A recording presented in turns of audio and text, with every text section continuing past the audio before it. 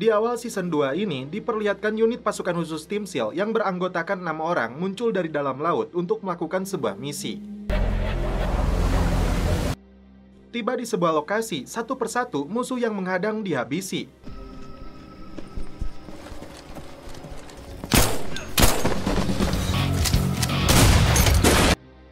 Hingga tim menemukan target yang harus dibawa pulang.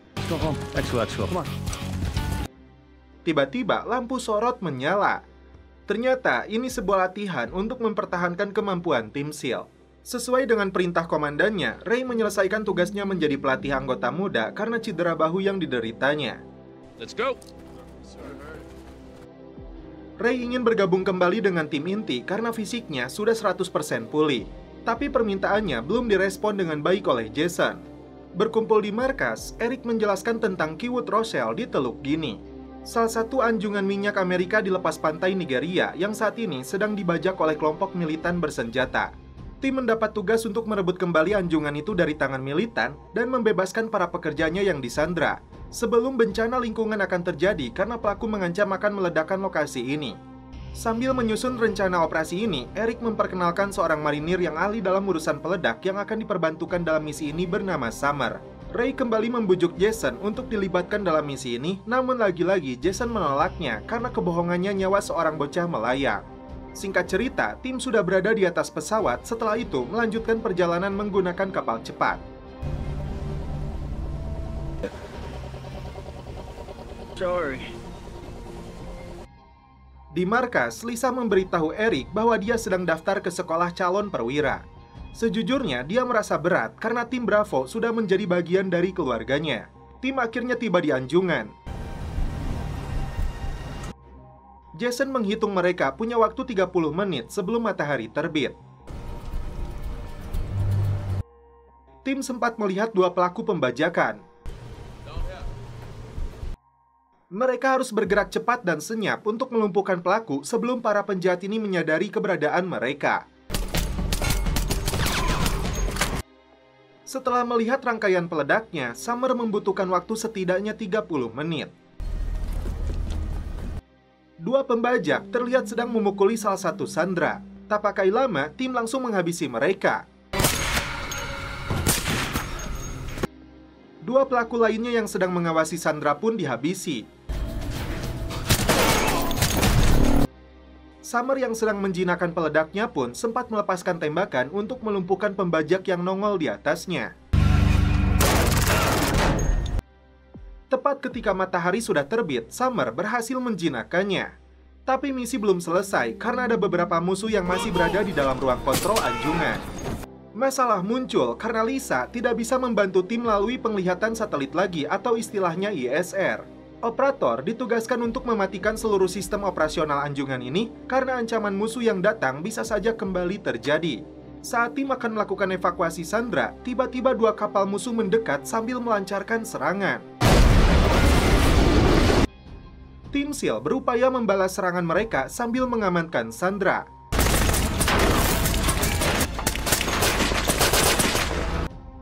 Kontak senjata terus terjadi hingga tim berhasil melumpuhkan pembajak yang hampir saja melepaskan roketnya yang kedua. Setelah serangan beruntun yang dilepaskan tim, akhirnya seluruh pembajak berhasil dilumpuhkan. Clay yang terjebak di atas kobaran api memutuskan untuk melompat. Manusia katak ini berhasil selamat.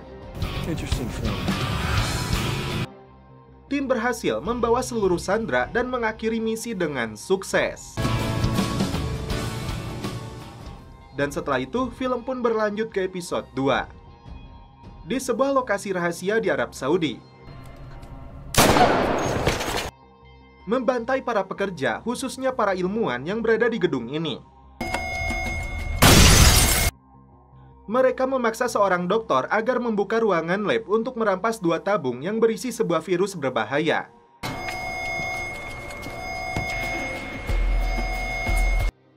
Ray meluapkan perasaannya kepada Sonny. Dia pasrah jika Jason kemungkinan besar tidak ingin menerimanya lagi di tim Bravo. Stella cukup terkejut karena orang tuanya mengundang makan malam bersama Clay. Stella khawatir mereka tidak mau menerima profesi Clay yang selalu berada di medan berbahaya.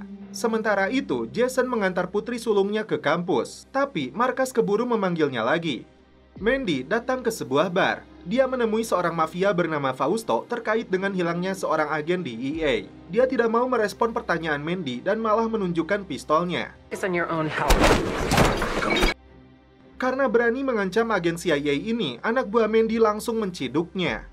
Tim sudah berada di atas pesawat untuk menuju Arab Saudi, yang minta bantuan tim SEAL terkait kelompok ekstremis yang membajak sebuah terowongan kanat atau kuno, yang berfungsi untuk mengakses sumber air bawah tanah terbesar di Arab Saudi.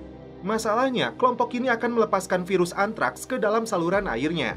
Jika itu terjadi, jutaan warga Arab termasuk onta-ontanya akan menjadi korban. Mandy menyaksikan langsung proses penggalian kuburan dari agen DEA yang dibunuh di Meksiko. Saat melihat pesawat yang membawa timnya pergi, Ray terlihat kecewa karena dirinya belum mendapat lampu hijau dari Jason. Dalam perencanaannya, tim harus masuk ke dalam terowongan tua yang memiliki kedalaman hingga ratusan meter di bawah tanah. Kekuatan musuh diprediksi sekitar 20 orang. Mereka harus bersiap dengan berbagai resiko yang bisa terjadi di dalam sana dari mulai ancaman longsor hingga kadal gurun.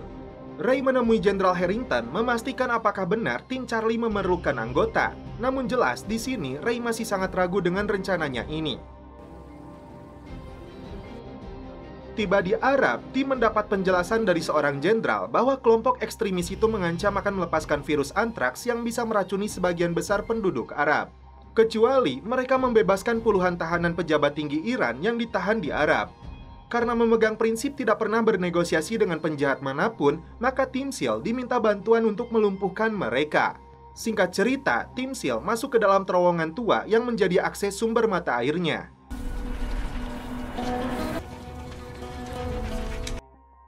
Saat menyusuri terowongan, mereka menemukan ranjau yang dipasang pelaku. Summer ditugaskan untuk menjinakkannya. Tiba-tiba musuh muncul di sana dan baku tembak pun terjadi. Sialnya, ranjau itu meledak, alhasil tim pun terbagi dua. Jason dan dua anggotanya terjebak di dalam terowongan, dan mereka kesulitan untuk berkomunikasi. Jenderal Arab yang mendengar kejadian ini menganggap operasi yang dilakukan tim SEAL telah gagal dilakukan.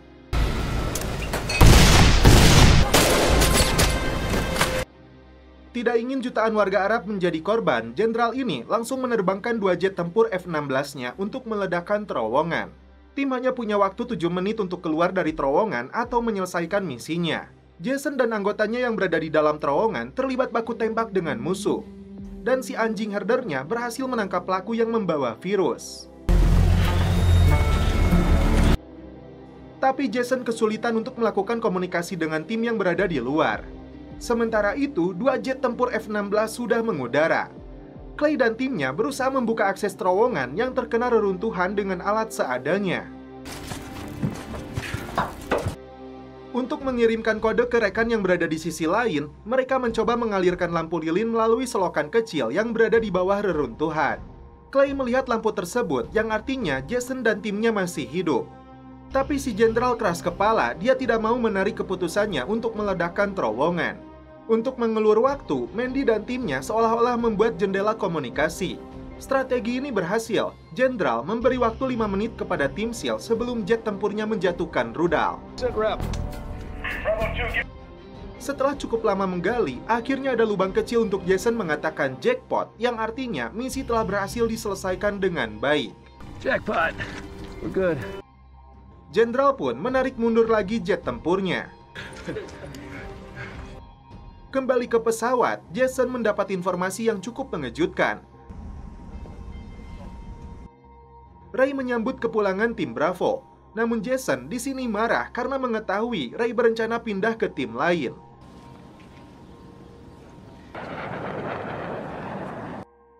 Di samping itu, Clay memenuhi undangan orang tua Stella untuk makan malam. Yeah, they did. Dan membahas masa depan putrinya yang mereka anggap akan suram. Is the military, sir. Whatever craven politicians tell him to do. I don't plan on doing this until I'm dead, you know. What about Stella then?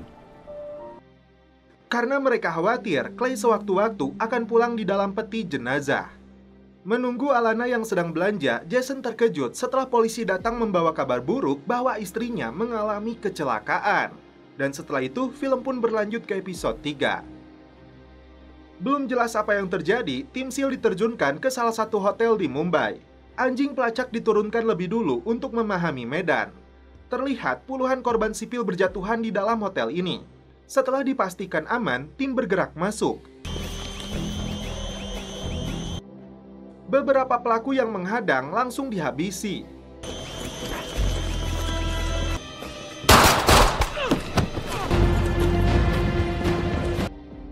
Tim fokus ke salah satu kamar hotelnya. Film flashback 5 hari sebelumnya.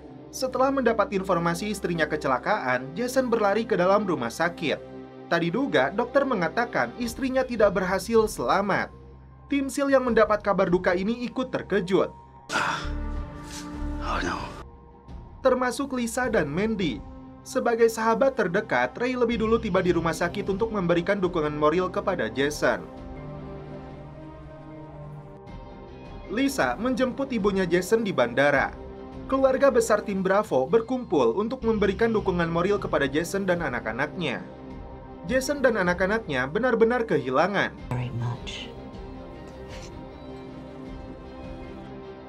Bahkan Jason tidak bisa mengendalikan emosinya sampai memukuli kulkas.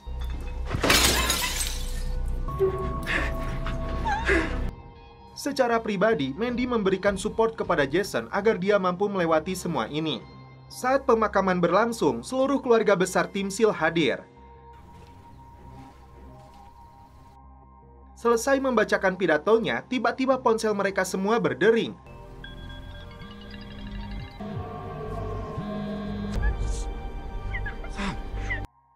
Tanda ada panggilan penting dari markas. Seperti anak buahnya, Jason memutuskan untuk pergi dari pemakaman istrinya demi pengabdiannya kepada negara. Eric dan Mandy mendapat kabar adanya serangan kelompok radikal Pakistan ke sebuah hotel di Mumbai. Masalahnya, ada seorang pejabat layanan luar negeri Amerika yang sedang menginap di sana yang bernama Nelson.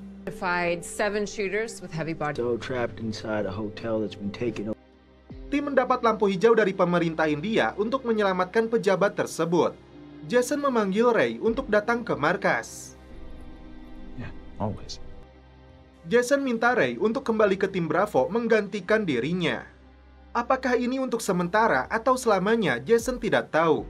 Karena dia ingin bersama anak-anaknya dulu. Eric menunjuk ada Mary untuk memimpin tim Bravo dalam misi penyelamatan ini.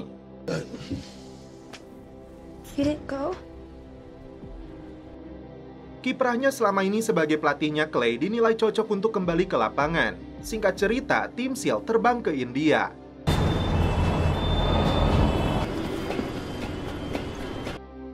Anjing pelacak dikirim lebih dulu kemudian tim masuk untuk menuju lokasi kamarnya Nelson.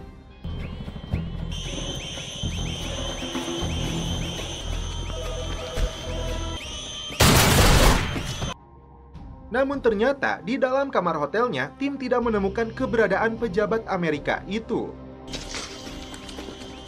It's a dry hole, boss. Dan setelah itu, film pun berlanjut ke episode 4. We have a problem. Big one. FSO Nelson is not in his room. Toss the room. Copy that.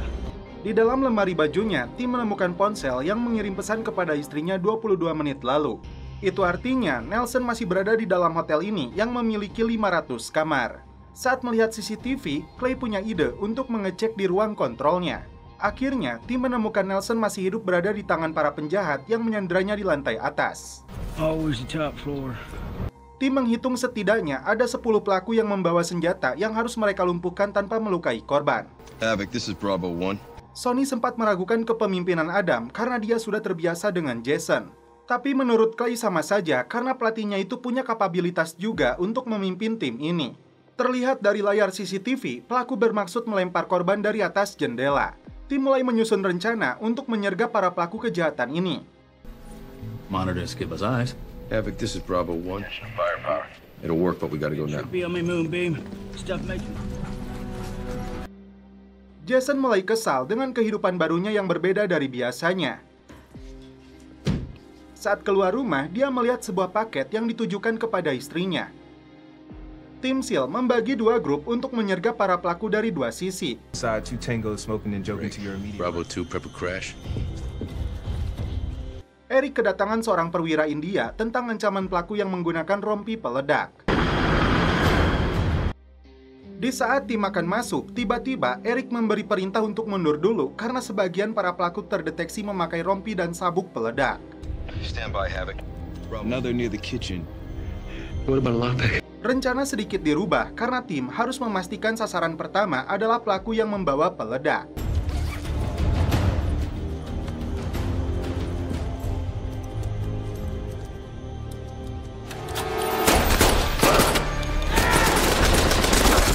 Setelah pintu dibuka, tim SEAL melakukan serangan cepat untuk membantai para pelaku. Kontak senjata sempat terjadi, namun tim berhasil membantai mereka semua. Nelson akhirnya berhasil diselamatkan. Terrorists down. No casualties. Heading. Nice work, boss. Summer yang berada di ruang kontrol merasa ada yang mengawasinya. Namun setelah dicek, tidak ada siapapun. Sambil menunggu mobil penjemput, Ray merasa tidak masalah posisinya menjadi Bravo nomor 6, sedangkan Clay naik menjadi Bravo nomor 2 lebih dekat dengan pimpinan tim. Di malam hari, Jason melihat isi paketnya yang berisi foto-foto dia dan keluarganya.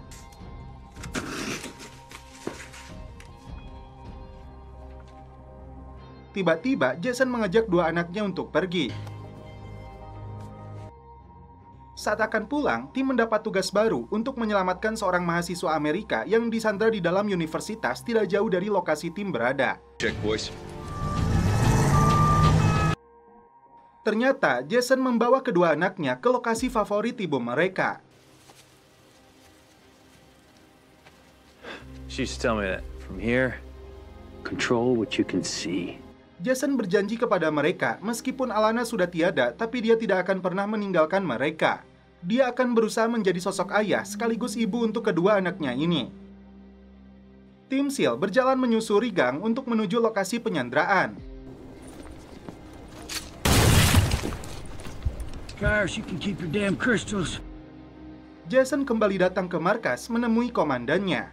Masalah berat sedang dialami keluarganya dan mereka sangat membutuhkannya. Meskipun tim Bravo adalah bagian dari keluarganya juga yang tidak terpisahkan, tapi dia yakin Adam bisa memimpin mereka. Di saat yang sama, tim mendapat serangan dari seorang penembak jitu. Mereka semua tersudut di gang sempit. Apakah mereka semua akan selamat? Family needs me, sir. Akhirnya, Jason memutuskan untuk keluar dari tim Bravo. Dan setelah itu, film pun berlanjut ke episode 5. The terror attacks in Mumbai. We need to get an angle on the sniper. Tim berupaya melumpuhkan serangan yang dilakukan seorang sniper. Sialnya, Clay terkena tembakan saat berusaha menembaknya. Akhirnya, Ray berhasil menembak mati sniper itu. Man down. How copy? Beruntung, peluru mengenai rompinya. Meski sempat tidak sadarkan diri, Clay kembali bangkit. He's finding information on the student's location. Tim melanjutkan kembali misi penyelamatan mahasiswi itu. Meters up, turn east, 800 meters on, you're How gonna... you feeling? Get off. Roger. Tiba-tiba, musuh kembali melancarkan serangan. Tiba-tiba, ada pelaku yang muncul dari belakang menggunakan rompi peledak. Adam dipastikan meninggal dunia.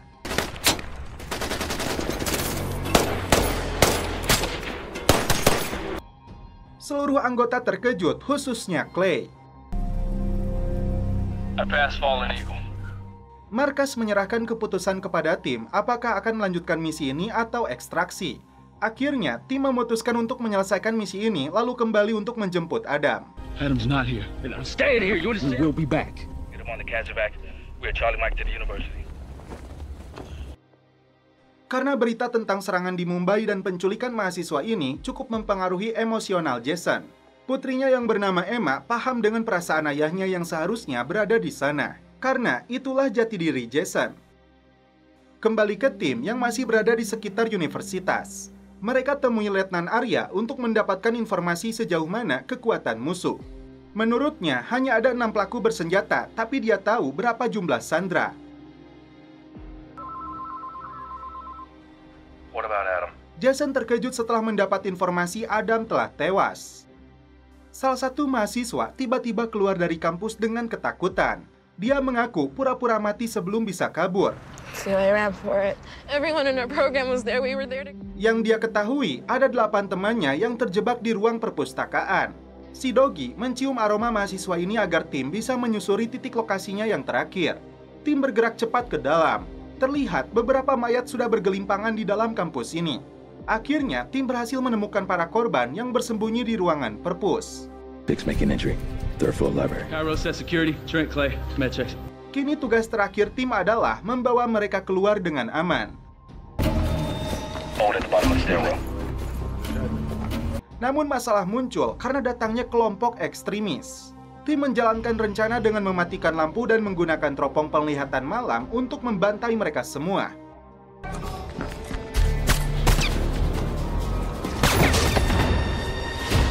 That's payback. Kembali ke markas, Mandy sempat bertanya kepada Eric apakah nama Yusuf Naqvi berarti baginya. Dia adalah anggota senior parlemen Pakistan yang terlibat dengan kelompok Hizbul yang melakukan serangan di India saat ini. Mandy menyalin seluruh data tentang si Yusuf ini ke dalam flash disknya seperti punya rencana. Setelah korban berhasil selamat keluar dari kampus, Clay mengajak timnya untuk menjemput kembali jenazah Adam. That's not good enough for me. Let's go, boys. Mendapat perintah dari markas, Jason dan putrinya datang ke rumah Adam untuk menyampaikan kabar buruk ini kepada istrinya. Jason sangat paham dengan perasaan Victoria. You know I can't say anything, not now. Tapi dia harus tahu bahwa Adam telah mengorbankan nyawanya untuk anak buahnya dan gugur sebagai pahlawan. Jason setuju dengan keinginan Victoria supaya dunia tahu tentang kejadian ini agar namanya tetap hidup. Losing Adam and going on, thank you. Mandy menyerahkan bukti keterlibatan si Yusuf yang mendanai kelompok itu kepada perwira India agar dia bertindak melenyapkan penjahat ini. Emma kini menyadari pekerjaan ayahnya semata-mata bukan untuk kepentingan dia sendiri, tapi untuk menyelamatkan banyak nyawa. You can't give it up. Emma paham Bravo adalah keluarganya juga. Karena itu, Jason harus kembali kepada timnya, menjadi pemimpin mereka lagi. Kali ini, tim pulang dengan membawa peti jenazah. Tapi kematiannya tidak akan mengendurkan semangat perjuangan mereka sebagai tim pasukan khusus terbaik di dunia. Setelah mendarat, Jason sudah menunggu mereka untuk sama-sama mengangkat jenazahnya. Dan setelah itu, film pun berlanjut ke episode 6. Proctor of the Adam Seaver. Join them more. Seluruh anggota tim SEAL menjaga kekompakan mereka dengan bermain golf petasan. Setelah kembalinya Jason, aura kekuatan tim pasukan khusus ini bangkit kembali. You know, things went crazy in here. Bukan tanpa ujian, Jason harus pandai mengatur waktu dan pikirannya karena selain menjadi komandan tim pasukan khusus, dia juga harus membesarkan kedua anaknya tanpa ibu mereka. Kembali ke markas, target tim kali ini bernama Andres Doza yang memiliki banyak dosa sebagai bos kartel paling mematikan di Meksiko. Doza was born in 1970. Hunt him down. Alright. Untuk menangkapnya, tim akan bekerja sama dengan militer Meksiko. Alasannya karena Andres memiliki ribuan tentara pribadi dengan persenjataan canggih dan peti perang senilai 20 miliar dolar.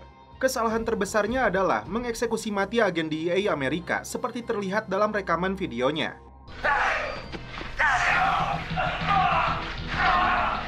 Nobody does us like that. Komandan Harrison minta tim menangkap penjahat itu hidup-hidup atau bawa pulang dalam peti mati. Yeah. Word before you shut off. Everyone, you mean me when you say everyone. Sebelum terbang ke Meksiko, Jason pamit kepada dua anaknya. Wow. Sedangkan Clay berselisih dengan Stella yang paranoid karena dia takut kejadian yang menimpa Adam akan menimpa Clay. Embrace your life. You're everything. Romeo, let's go. Come on.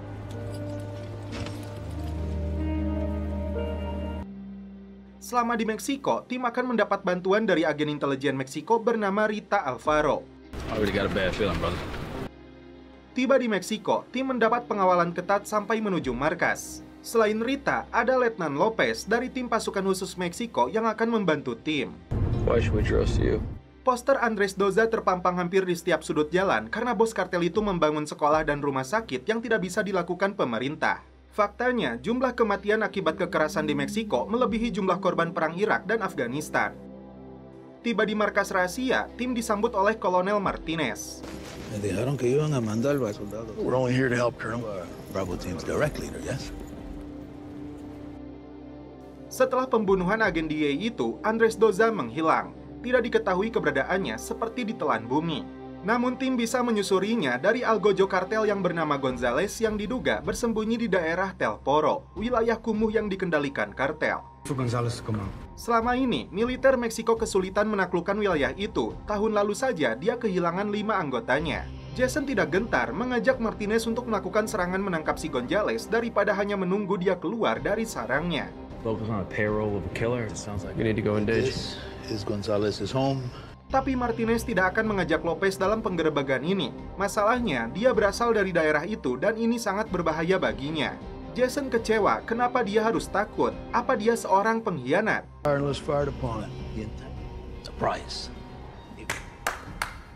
Don't question my loyalty. Question he's gonna know because you're not gonna be there. Secara pribadi, Mandy meminta Ray untuk mengawasi Jason karena dia khawatir pikirannya terbagi dua. I'll keep an eye on him.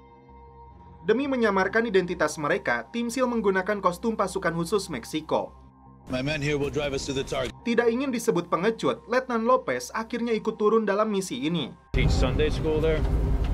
Thought this was a no-go zone for police. Tiba di lokasi, tim langsung bergerak cepat untuk menuju markasnya Gonzales karena para pemuda di sana langsung membuat keributan.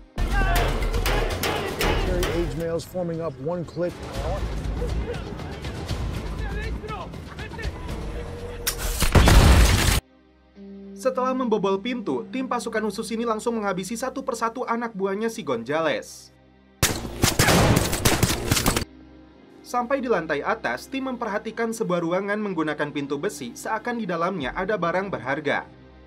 Sementara itu, Sonny memberikan air putih kepada si Lopez karena matanya keperempenan. Mereka berdua kembali bergerak menghabisi 2 anak buah Gonzales. Sayangnya, si Gonzales sendiri berhasil kabur melalui jendela. I think that's Gonzales. Good copy, Havoc. Sonny bermaksud untuk mengejarnya, namun Jason tidak mengizinkannya. Ternyata di dalam ruangan itu, tim menemukan beberapa korban sipil yang dijadikan sandera. Tiba-tiba, markas melihat lebih dari 20 anggota kartel bersenjata mengarah ke lokasi tim. Ketika tim akan keluar, tiba-tiba musuh melancarkan serangan. Kontak senjata pun pecah. All stations, change the plan.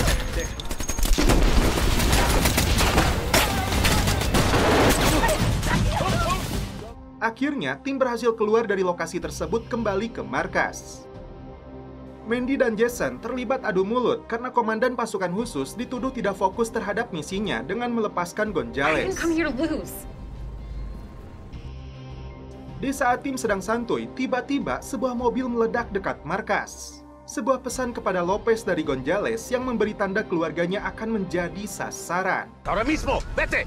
Dan setelah itu, film pun berlanjut ke episode 7. Hey. Now that's the Jason Hayes I know.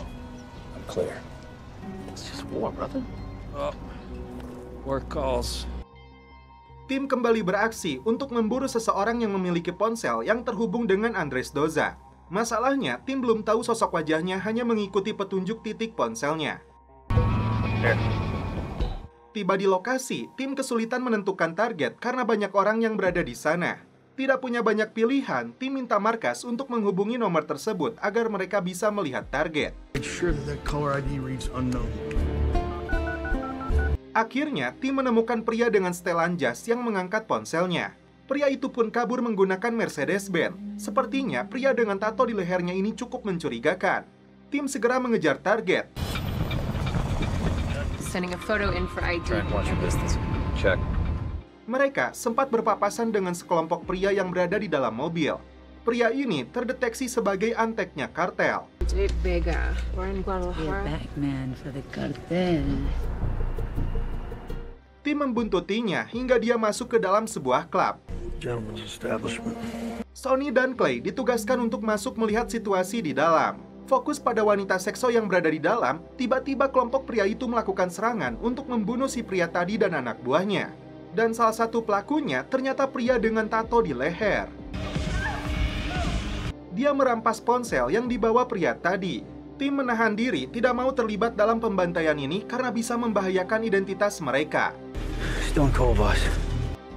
Setelah melihat kembali rekamannya, tim yakin mereka adalah anggota kartel Andres Doza yang ditugaskan untuk menghilangkan jejak. Tidak menyerah sampai di situ, tim akan mencoba mengorek informasi dari seorang mucikari yang menyediakan gadis-gadis untuk kartel bernama Carla. Perselisihan kembali terjadi antara Mandy dan Jason yang saling menyalahkan satu sama lain karena gagalnya misi kedua tim. Lost your wife, Jason. My job. Doing your job. Keluarga Lopez dibawa ke markas demi keselamatan mereka. Dan Jason merasa bersalah karena dia identitas Lopez terbongkar. Sent him to Spain 2 years ago. He's still here. Bukan para wanita biasa, ternyata si Carla menyediakan wanita-wanita model untuk melayani tingkat atas kartel Doza. Demi mencegah kebocoran di polisi Meksiko yang menjadi anteknya kartel, tim berencana mencegat si Carla saat dalam perjalanan. Tak hanya menggunakan jalur darat, tim mengerahkan juga helikopter untuk membuntuti mucikarinya kartel ini. We're tracking the target on ISR now. So far so good. Should be another right. Misi tim SEAL sempat tertunda karena lewatnya kereta api. Hingga akhirnya, tim menemukan lokasi yang sepi cocok untuk melakukan penyergapan.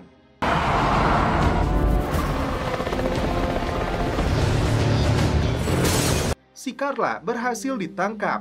Sonny bertugas mengalihkan perhatian polisi Meksiko yang hampir saja mengetahui aksi yang tim lakukan.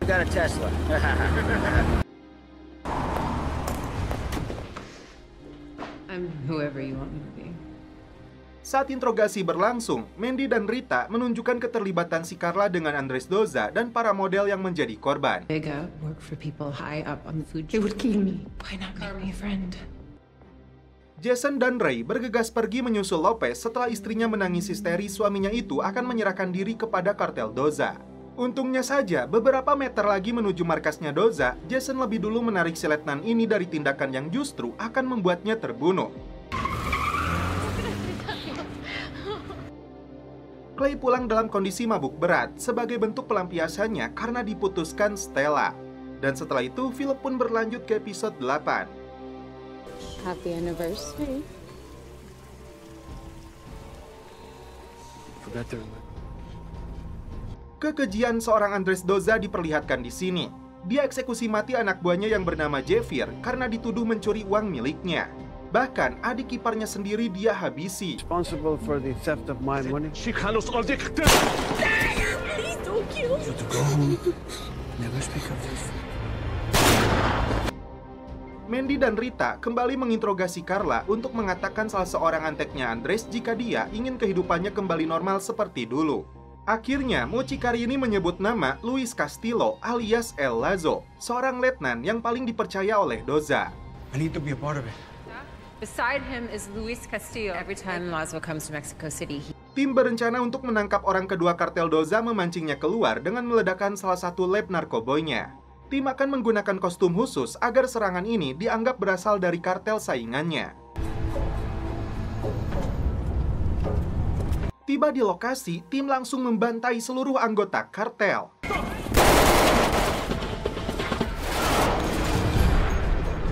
Sedangkan para wanitanya yang sedang bekerja di lab disuruh keluar. Dan akhirnya, pabrik narkoba ini berhasil dihancurkan. Kembali ke markas, Luis kembali menghubungi Carla untuk minta seorang model. Wanita yang dipilih Carla bernama Sophia. Mereka bertemu di sebuah klub elit dengan penjagaan super ketat. Tim harus mengatur strategi karena kali ini mereka tidak boleh gagal lagi untuk menangkap anteknya Andres yang paling berharga itu. No way in hell.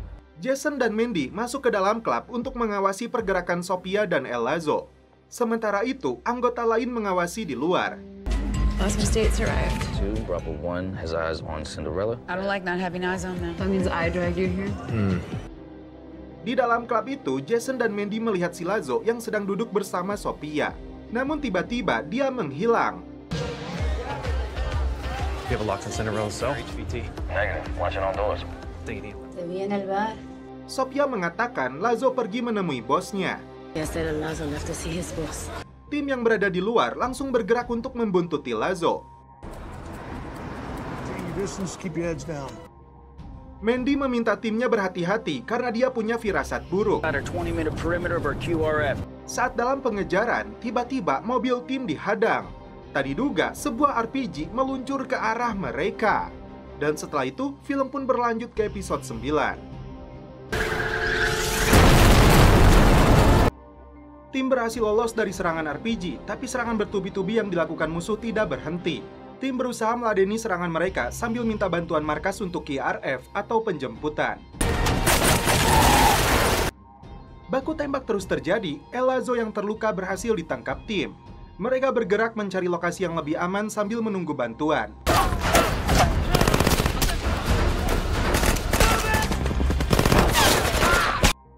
Tim memutuskan menunggu di dalam sebuah gereja.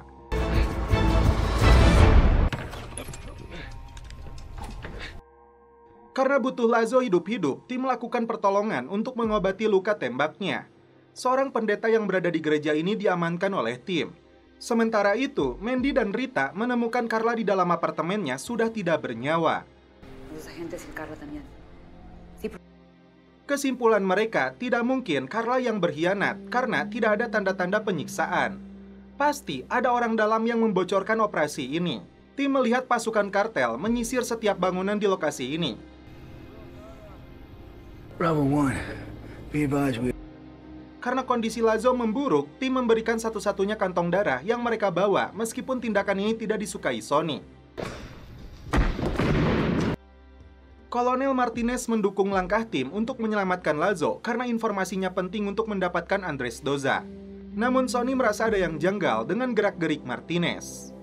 Begitupun dengan Mandy yang curiga dia jadi aktor pengkhianat yang membocorkan operasi ini. Namun ternyata dugaan tim salah karena ternyata Martinez tertembak di perutnya. Tapi dia tidak mau memberitahu tim karena nyawa Lazo lebih berharga untuk menjatuhkan kartel Doza. Tim mulai mempersiapkan diri terhadap serangan musuh. 2 anggota kartel yang masuk ke dalam gereja langsung dihabisi. Disusul 1 orang lagi yang ditembak oleh Martinez. Bueno. Menjelang akhir hayatnya, Martinez minta dibacakan ritual oleh pendeta. Kolonel ini akhirnya meninggal dunia di hadapan pendeta dan anggota tim SEAL. Clay sangat kecewa karena mereka harus menyelamatkan penjahat ini dan justru mengorbankan nyawa aparat jujur. Bagi Jason, inilah perjuangan yang sesungguhnya. Kolonel memahami prioritas untuk menjatuhkan kartel Doza jauh lebih penting dari 1 nyawanya. Lazo yang sedang sekarat menyadari kesalahannya dan minta dilakukan ritual juga oleh pendeta. Tapi Jason tidak mau mengabulkan kecuali dia mengatakan lokasi persembunyian bosnya. Waktu semakin mendesak karena markas melihat adanya pergerakan lebih dari 20 anggota kartel bersenjata yang sedang mengarah ke gereja.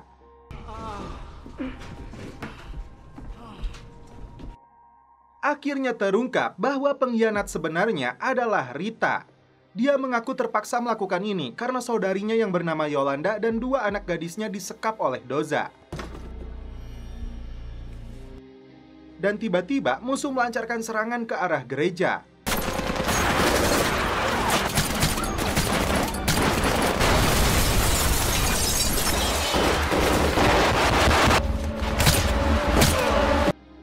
Baku tembak yang sengit pun kembali terjadi. Menjelang kematiannya, Ray minta Lazo menyebutkan di mana lokasi Doza bersembunyi.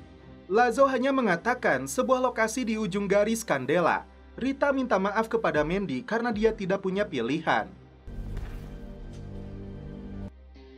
Di saat tim sudah terdesak karena kehabisan amunisi, tiba-tiba suasana di luar menjadi hening.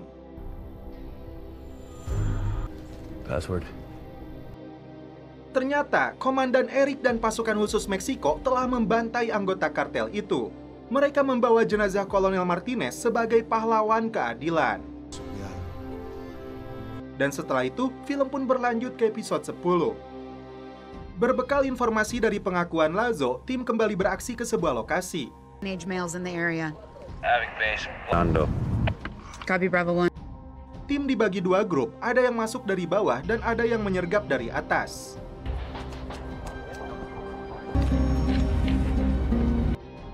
Tim SEAL beraksi bersamaan dibantu beberapa pasukan khusus Meksiko yang setia kepada Kolonel Martinez.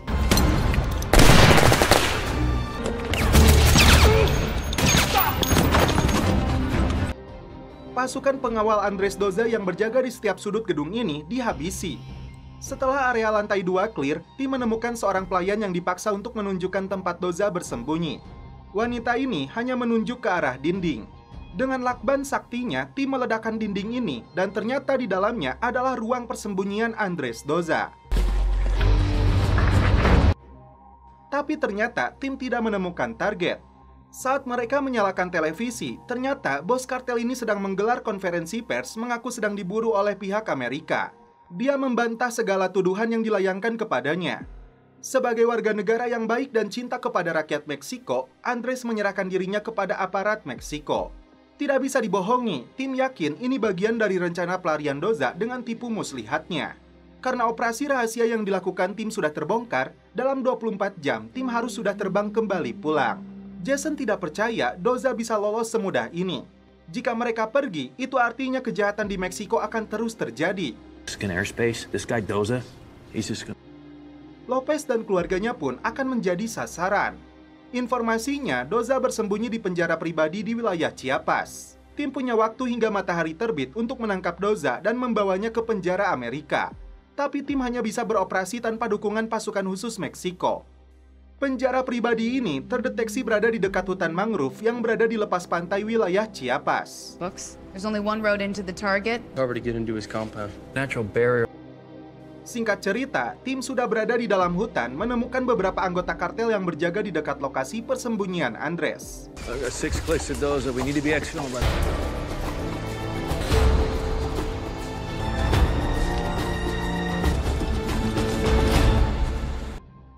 Tiba-tiba ada seorang anggota kartel yang melintas. There might be more. Karena bisa membahayakan operasi mereka, tim langsung menghabisinya. Tim lanjutkan perjalanan hingga malam hari tiba di lokasi target. Dari pantauan satelit, Lisa melihat puluhan penjaga di lokasi ini yang ditempatkan di beberapa titik. Tak mau buang waktu, 2 penjaga langsung dihabisi, disusul 6 lainnya yang dihabisi secara serentak. Tidak ada satupun anggota kartel yang luput dari sasaran. Tim akhirnya menangkap hidup-hidup si Andres Doza tanpa perlawanan.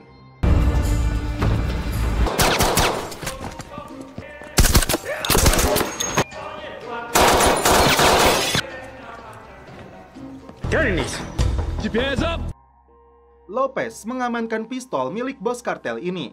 Mendapat informasi penangkapan ini, Marcas segera mempersiapkan helikopter untuk ekstraksi. Tak berselang lama, tim melihat adanya serangan yang menjatuhkan helikopternya. Tak hanya itu, Marcas melihat adanya konvoi pasukan dari kepolisian negara bagian Chiapas yang sedang menuju lokasi tim.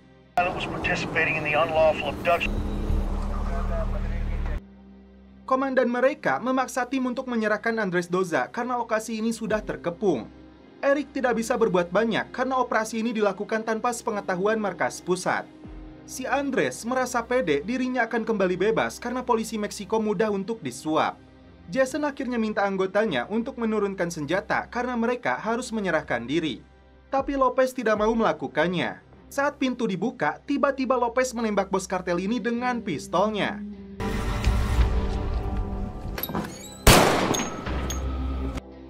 Jason cukup terkejut dengan tindakan Lopez. Saat polisi Meksiko menyergap, Lopez mengakui bahwa dirinya yang menembak mati Doza. Dia meminta pasukan khusus Amerika dilepaskan karena ini murni tindakan pribadi. Tapi apabila komandan polisi ini setuju, Doza bisa dianggap bunuh diri karena menolak untuk diekstradisi ke Amerika. Hingga pada akhirnya, komandan ini memindahkan pistol itu ke tangannya si Andres Doza. Keesokan harinya, tim mulai berkemas untuk kembali ke Amerika. 2 anak Jason terkejut karena ayah mereka tiba-tiba sudah berada di dalam mobil. Sama-sama tidak punya pasangan, kisah asmara terjalin antara Lisa dan Sonny. Tapi Clay kini kembali menjadi jomblo. Di depan makam istrinya, Jason meluapkan seluruh perasaannya. Dan setelah itu, film pun berlanjut ke episode 11. Sebuah pesawat komersil milik Qatar Airlines dibajak kelompok bersenjata.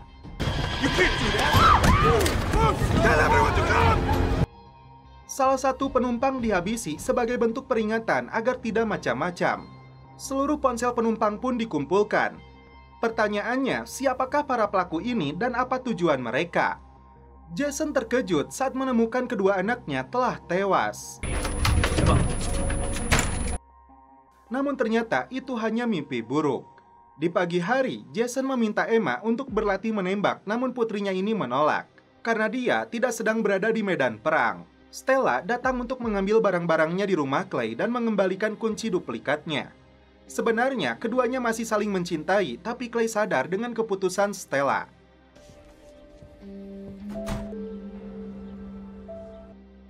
Santuy di salah satu bar, Clay melihat Stella sudah menggandeng pria lain. Dia bawa tongkat biliar untuk menghajarnya, tapi Sonny dan Lisa langsung mencegahnya karena ternyata wanita itu bukanlah Stella. Di atas pesawat, Mandy menjelaskan misi tim kali ini tentang pembajakan pesawat Qatar tujuan Tunisia Barcelona. Para pembajak memaksa pilot mengarahkan pesawat menuju Doha. Tercatat ada 83 penumpang termasuk awak pesawat yang disandra, 22 diantaranya warga Amerika. Eropa telah mengirim pasukan khusus SAS dari Inggris. Pembajak menuntut dibebaskannya 20 tahanan yang tersebar di Amerika, Inggris hingga Arab dan Qatar. Pembajak memberi waktu 24 jam, jika tidak para penumpang akan dihabisi. Tim SEAL mendapat tugas untuk melumpuhkan para pembajak itu. Setibanya di Doha, Mandy mendapat informasi dari pejabat berwenang bahwa negara-negara lain akan memenuhi tuntutan pembajak kecuali Amerika. Sementara itu, Jason dan timnya koordinasi dengan pasukan SAS untuk memahami medan. Bahkan, simulasi untuk melumpuhkan para pembajak dilakukan terlebih dulu, agar tim benar-benar efektif dalam beraksi. Tapi masalah muncul karena Jason dan komandan SAS ini beda frekuensi. Then we distract the hijackers, that will give us time. That means I'm in charge. SAS operation. Sementara itu, Ray, Clay, dan seorang sniper SAS melakukan latihan menembak sasaran dari jarak yang cukup jauh. Namun ternyata, tembakan Clay sedikit melenceng dari target sasaran tidak seperti biasanya.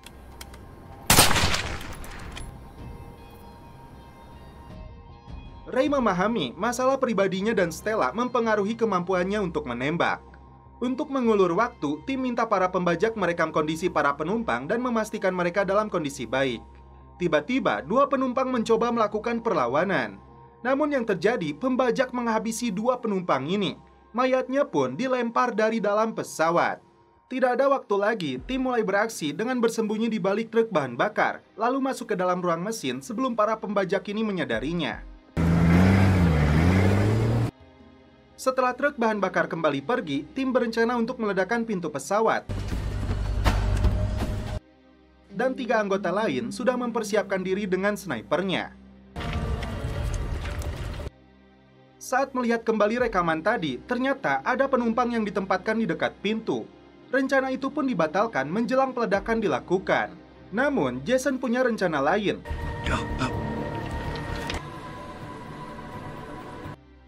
Yaitu meledakkan roda pesawat agar roda makanan membentur hingga pintu pesawat. Di saat yang sama, 3 sniper andalan 2 tim pasukan khusus ini akan melumpuhkan pembajak yang berada di ruang kokpit. 2, 1. Saat itulah tim menyergap masuk untuk melumpuhkan para pembajaknya. Akhirnya, strategi ini berhasil dilakukan dan seluruh penumpang dipastikan selamat. It's a joint military operation. Let's go. Hands in the air. Stay. Untuk mengisi kekosongan hatinya, Clay berkenalan dengan seorang wanita bernama Mercy. Cheers. Dan setelah itu, film pun berlanjut ke episode 12.